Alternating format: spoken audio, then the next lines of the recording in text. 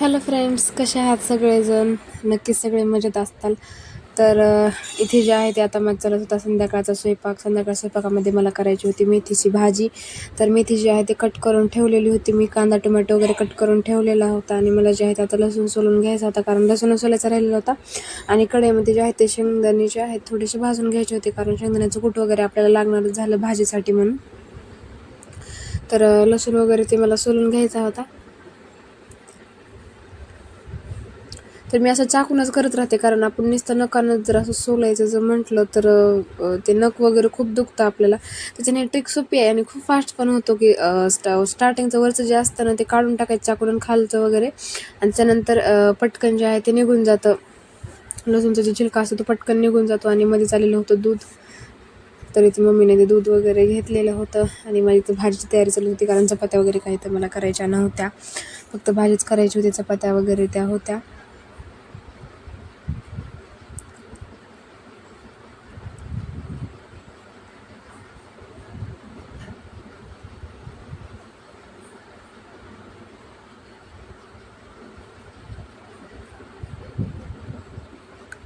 तर मला सगळ्यात खूप कंटाळवाणं काम जर म्हटलं स्वयंपाकातलं तर लसूण सोलायचं वगैरे हेच वाटतं, कारण ते लसूण सोलायला टाईम लागतो. फास्ट होतं तसं चाकून वगैरे केल्यानंतर, पण काही का असेना टाईम थोडा का असेना पण जातोच. तरी ते लसूण जे आहे ते काढून घेतलेला होता मी आणि वाटून घेतलेला होता. आणि कढई वगैरे गरम झाली, त्याच्याने लगेच मध्ये टाकलेले होते शेंगदाणे भाज थोडं राहिलेलं होतं, 1-4-5 पाकळ्या लसूणच्या, त्या पण पटकन सोलून घेतल्या. आणि संग जे आहे ते शेंगदाणे पण भाजून घेत होते, कारण ते पण करपून येत म्हणून, कारण गॅस फुल केलेला होता मी.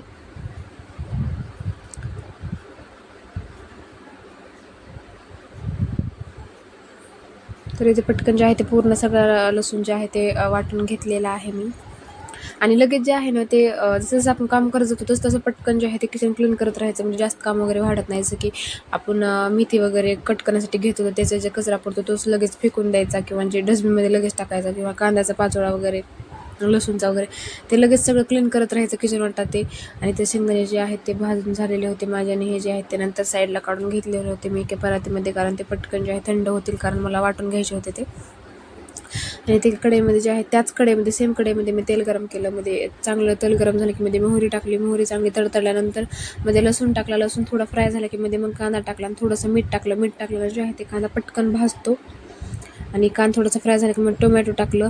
आणि मध्ये ते रेड चिली पावडर जे आहे ते संपलेलं होतं, तर ते मोठ्या जे कंटेनरमध्ये आहे ते काढून घ्यायचं होतं मला. छोट्या मसालदानीमध्ये काढून घ्यायचं होतं, तर ते काढून घेतले मी. लगेच मध्ये जे आहे ते चिली पावडर टाकून घेतलं आणि मध्ये जे आहे ते कट केलेली मेथी टाकली. मेथी टाकल्यानंतर चांगल्या प्रकारे फ्राय करून घेतली मेथी. आणि मेथीची क्वांटिटी स्टार्टिंगला जास्त देते, पण नंतर जे आहे त्याची क्वांटिटी जे आहे ते कमी होते त्याच्याने. आणि कंटिन्युअसली 1-2 मिनिट जरा हलवूनच घ्यायचं आहे आपल्याला, कारण ते मसाला जो आहे ते खाली असतो आणि ते मसाला पूर्ण भाजीमध्ये मिक्स पण व्हायला पाहिजे, किंवा खाली जर राहिला तर ते मसाला खाली चिकटला जाईल. तर ते मिक्स करून घ्यायचं आहे. लगेच जे आहे ते परात वगैरे जे असतं ते पटकन मी लगेच धुवून ठेवून दिलेली होती.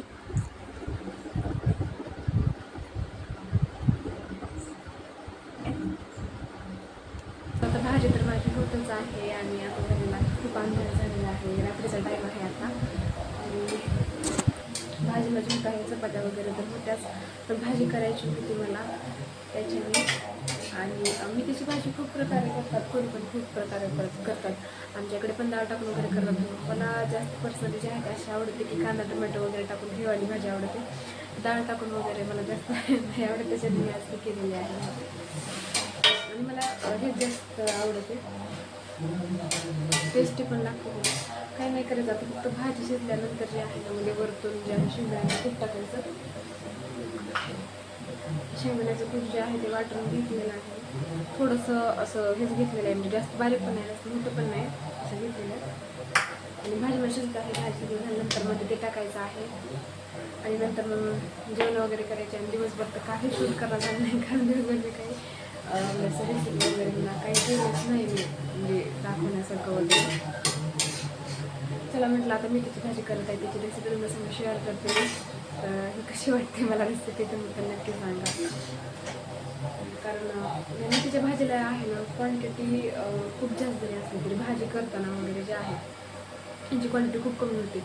कारण आधी स्टार्टिंगला आपली भाजी केवढी कमी होती आणि नंतर जी आहे तेवढीच क्वांटिटी होऊन जाते. किती थोडी झालेली आहे, आता ही क्वांटिटी खूप कमी झालेली आहे भाजीची. तर हे असंच. आणि तर भाजीमध्ये पाणी टाकायचं वगैरे काही गरज नसते.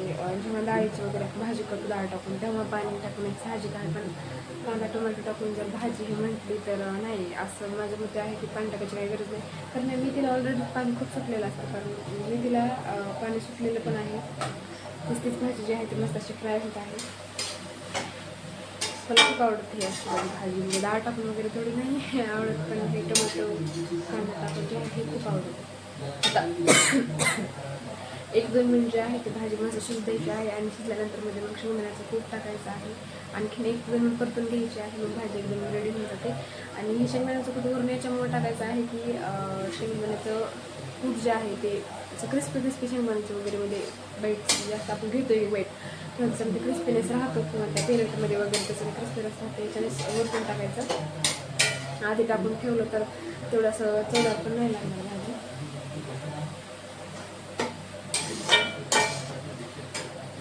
खूप छान लागते.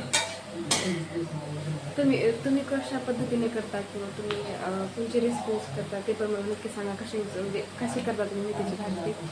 मला अशी आवडते, आमच्याकडे डाळ टाकून वगैरे पण मेथीची भाजी करतात, पण मला अशी आवडते म्हणून मी जास्त करून अशीच करत राहते भाजी.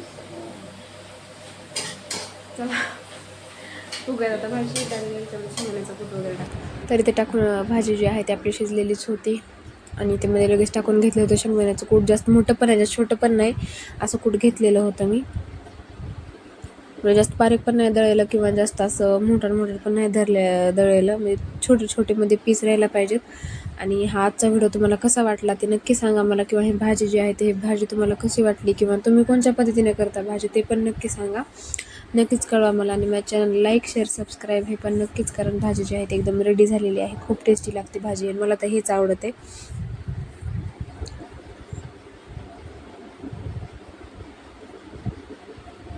तर रेडी झालेली.